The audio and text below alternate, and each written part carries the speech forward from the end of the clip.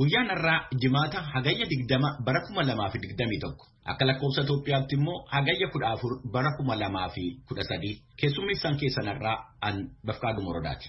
Barreessaa olaanaan mootummoota gamtoomanii Antooniyo Guutereezi guyyaa kaleessaa waa'ee Itoophiyaa irratti gaazexeessootaaf ibsa kennaniiru. Bokkaan ganna kana Itoophiyaa keessatti roobaa jiru miidhaa adda addaa akka gaggeessuu danda'u dhaabbanni meteoroloojii biyyoolessaa Itoophiyaa beeksisaa jira.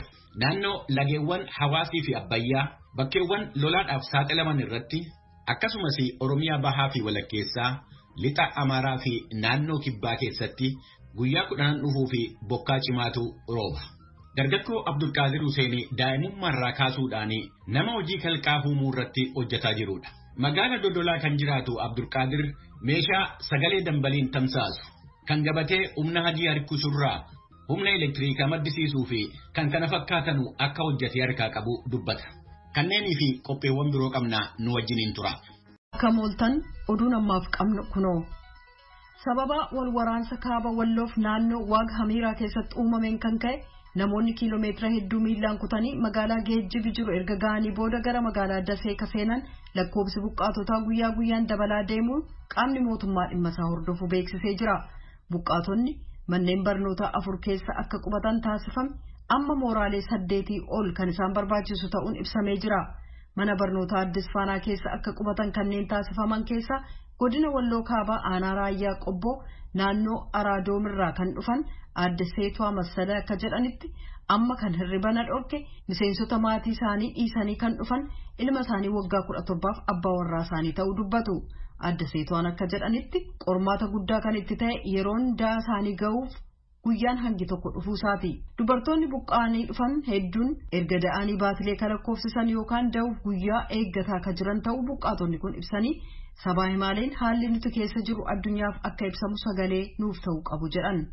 Itti gaafatamtuun dhimmoota koominikeeshinii mootummaa magaalattii Misaa'ee Kadir buqqaatota hedduu gara magaalattii dhufan jiraattonni nyaata huccuuf deeggarsa meeshaalee adda addaa akka taasisuu qindeessuudhaa qabee hojiin adda addaa hojjetamaa jira jedhan. Deeggarsi mootummaaf hawaasaa jiru kan jajjabeessu ta'us lakkoofsi buqqaatotaa dabaluun fedhii bu'uuraa isaan barbaachisu waliin innaa ilaalamu ammayyuu hanqinni jiraachuu ibsaniiru. Itti gaafatamaan waajjira eegumsa fayyaa magaalattii obbo Abdul Hamid Himaris yeroon gannaa seenuun wal qabate weerarri dhukkubaa akka hin kaane hojiin ittisuu hojjetamaa jira jedhan. Magaalattii keessaa buqqaatonni 100 ta'an jiraachuu akka danda'an kan tilmaaman itti gaafatamtuun dhimmoota koominikeeshinii mootummaa harka isaanii kan ga'e garuu 55,000 akka ta'e eeraniiru.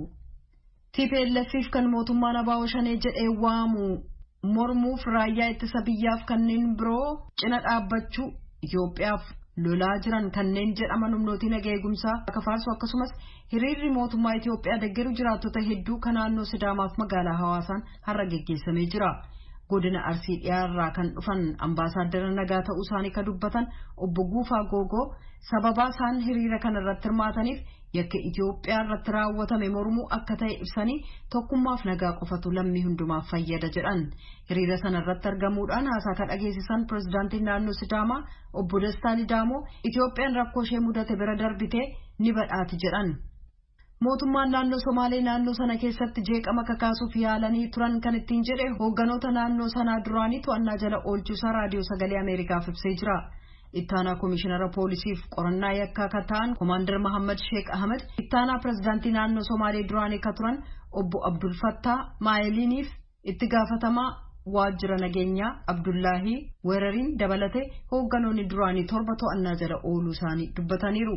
Sababa isaan to'annaa jala oolaniifis uummata naannoo gosaan adda hiruuf jeeqama kakaasuun waan shakkamaniifi jedhan.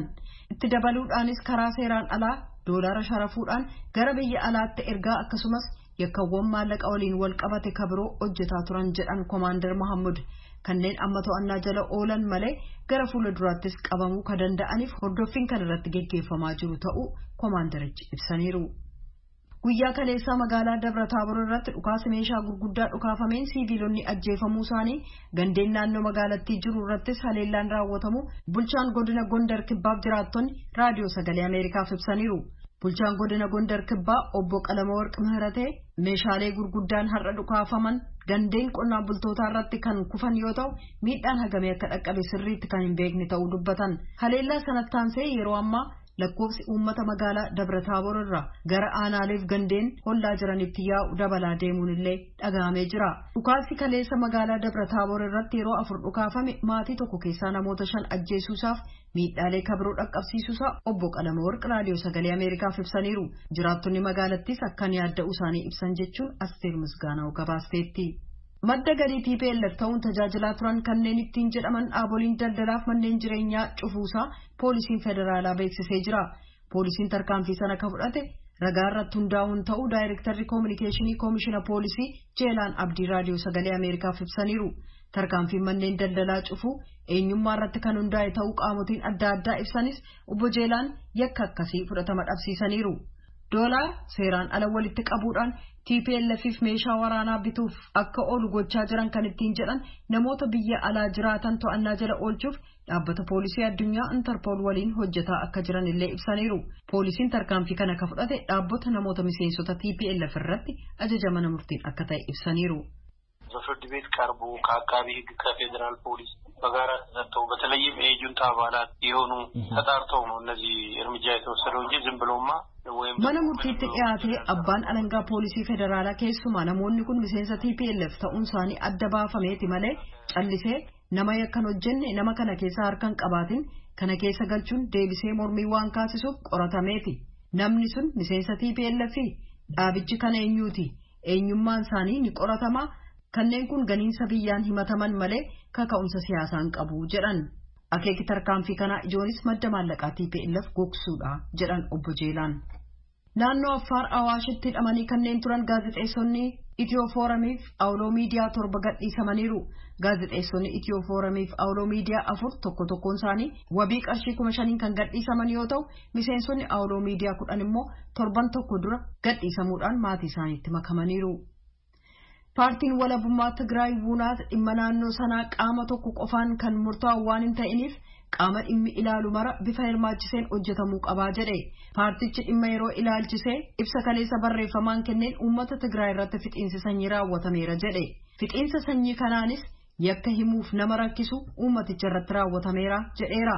Uummanni Tigraay kana ofirraa deebisuudhaan injifannoo galmeessaa jira jechuudhaan qabsoon uummataa kunis Tigraay hanga biyya walabaa taatutti itti fufuu qaba jedhee jira. Guyyaa gargaarsa namoomaa addunyaa kaleessa hagayya 19 yaadatamee wal sababeeffachuudhaan barreessaa olaanaan dhaabbata mootummoota gamtoomanii Antooniyoo Guterees ibsa kennanii turan.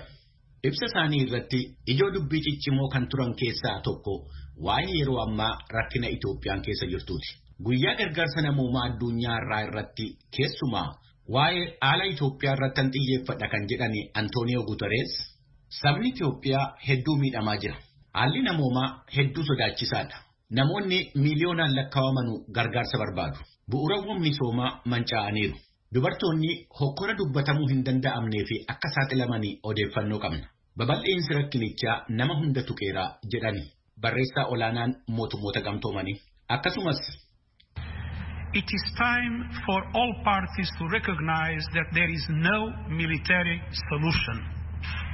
And it's vital to preserve. Gareen hundinuu rakkina kana hiikuudhaaf waraanni akka fala ta'uu hin dandeenye beekuu qaba.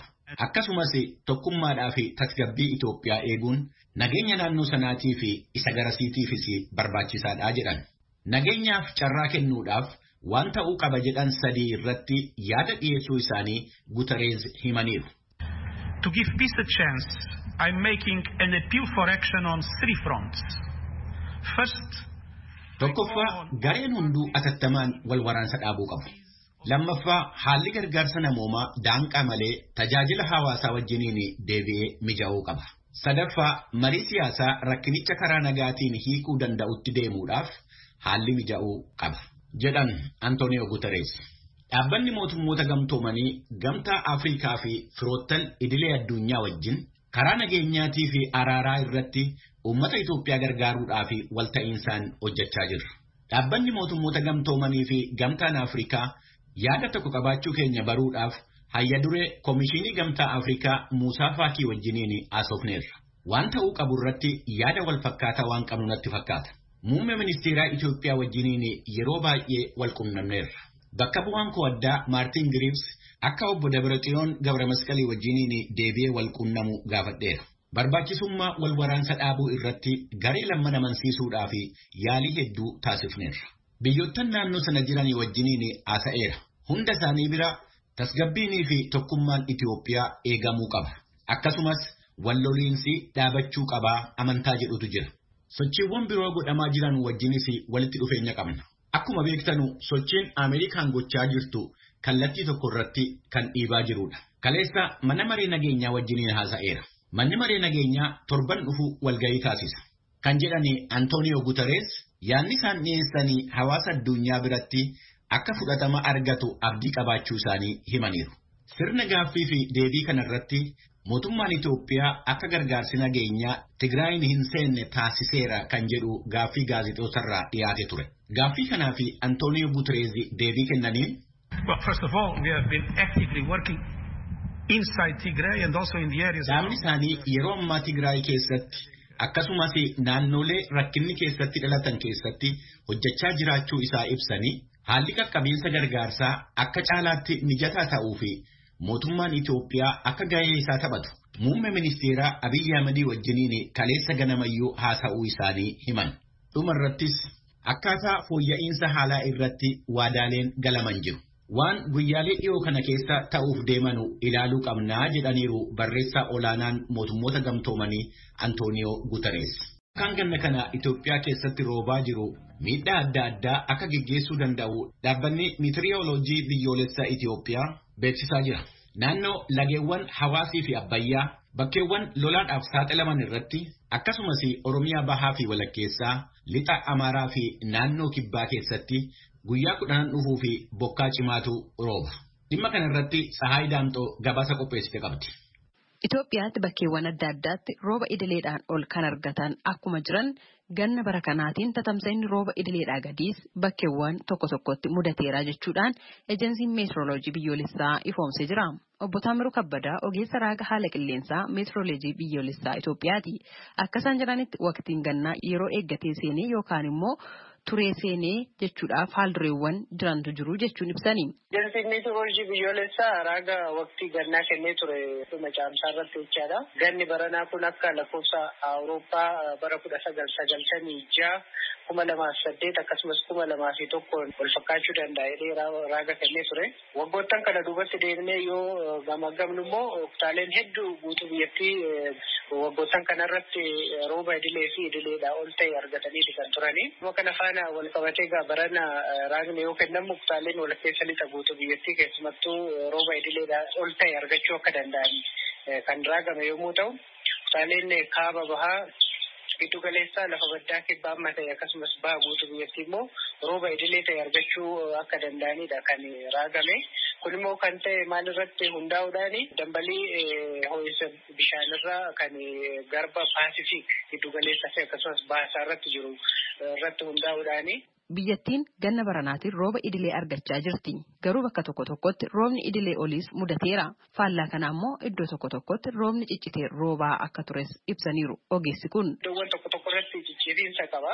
Keessumattuu kutaalee lafa baddaa kibba guutuu biyyattii kan akka Baalee kan akka Arsii kanarratti xiqqoo addaancisiisa qaba. Kun immoo kan ta'e taateen rooba uumuu danda'an keessumattuu ITCZ kan jedhamu daangaan roobaa kan jedhamu kun gara kallattii kaabaatti ol siquurraa kan ka'e roobnis isuma faana ol harkifamuudhaan kutaalee isaa gadi jiru irratti xiqqoo dhiibbaa geessiseeti kan ture. Haa ta'u malee kutaaleen biyyattii hafan immoo akka waliigalaatti rooba gahaa ta'e argachaatiin kan dabarsan jechuudha ji'oottan lamaan darban kana keessa. Itoophiyaatti waqtiin gannaa jedhaman ji'oota 4 kan qaban jechuudhaan obbo Taamiruun ibsuudhaan amma walakkeessa waqtii gannaarra jiraachuu eeranii kutaalee biyyattii irra jireessatti roobni idileedhaan olii cabbii fi qaqawweessaan makate ni mudata fuulduree kana jechuudhaan ibsaniiru. Ji'a 4 waxabajjiidhaa kaasee hanga fulbaanaatti kan jiru ji'oonni gannaa kan jedhamanii adoolessa hagayye kun immoo kaatusaa guddatus roobni waxabajjii irraa kaasee roobati kan ture. Kun immoo ittiin lafti bishaan quufee jira. lafti bishaan kuufe sun immoo ittiin gadi bishaan lafa keessatti gadi dabarsuurra dhiise xinnuma yoo roobe gara lolaatti jijjiiramuutu carraa gara lolaatti jijjiiramuu waan jiruufu kanaafuu roobni guyyoota muraasa dhufanittis keessumattuu amma guyyoota kurnan dhufan kana keessatti kutaalee hedduu guutuu biyyattii fayyadamtoota rooba gannaa ta'an irratti cimee itti fufuu akka danda'udha kan eegamu. Iddoowwan tokko tokko irrattis roobni kakawweedhaan wal makee roobni cabbiidhaan wal makee roobuus ni danda'a. Kanaafuu uummanni of eeggachuu danda'a jenna. Keessumaayyuu lolaaf sigiga lafaa bakkeewwan tokko tokkotti mudachuu danda'u. Kanaaf magaalaattis ta'ee baadiyyaatti hawaasni of eeggannoo taasisuu qaba jechuudhaanis hubachiisaniiru. Ogeessi kun kutaaleen sigigaachuu lafaatiin saaxilaman akkasumas lolaadhaan saaxilaman giddugala naannoo Oromiyaa lixa naannoo Oromiyaa uummattoota kibbaa guutuu biyyattii iddoowwan muraasa irratti uumamuu ni danda'a. Kanaafuu manni laga qarqara lagaa akkasumas iddoowwan sululaa fi dundula irra jiraatan of eeggannoo barbaachisaa ta'e gochuu qabu jechaadha. Magaalaa irrattis yoo ta'e immoo ulaawwan bishaan yaasan iddoowwan tokko tokko irratti waan cuccufamaniif qaamni dhimmi kun ilaallatu bulchiinsonni magaalotaas tarkaanfii adda addaa fudhatanii bishaan sankaraa qabsiisuun barbaachisaa waan ta'eef haaluma kanaan itti deemuu qabna.